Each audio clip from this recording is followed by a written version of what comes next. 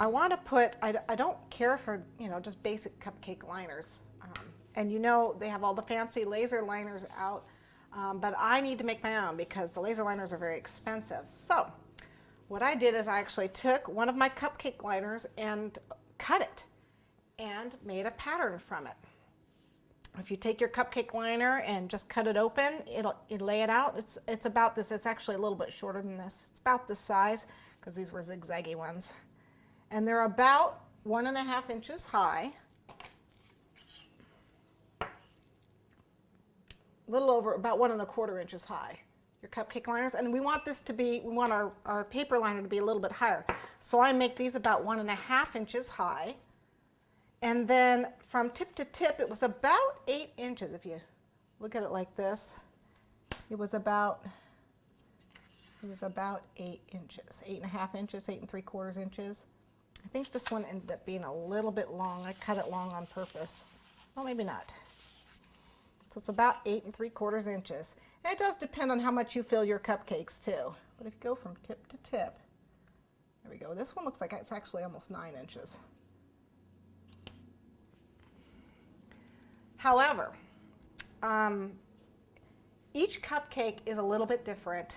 Your cupcake tins actually hold 1/3 of a cup. That's how much a standard cupcake tin holds. I fill all my cupcake tins about the same when I make my cupcakes. I fill them just a hair less than 1/4 cup of batter for each tin. And that way my cupcakes all come out about the same. You can actually take, this is a 10-inch doily, and what I did is I had laid this on here and went, oh look, it looks like I can get about 3 of them out of here. So I laid it on here and I cut it out. And again, I made it a hair shorter because this is a doily.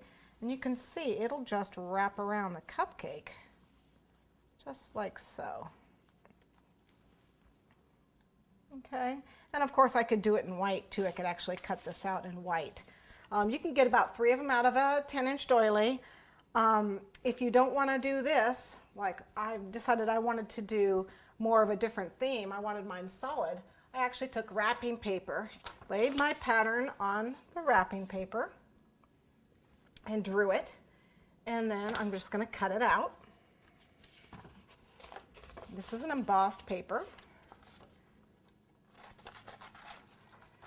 Okay, so there you can see I cut out.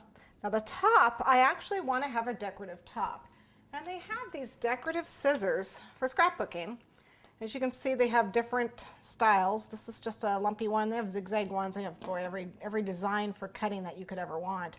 Depending on your occasion, I just wanted a plain zigzag, plain scallop. So I'm going to go ahead and cut it out using these scissors. And I want it to be about 1.5 inches high. Okay, so that looks about right.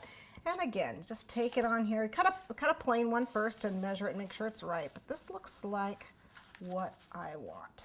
And I can actually take some of these punches that they have, especially if this were like birthday paper, and you just press it on here and punch it out. And you could get some really cute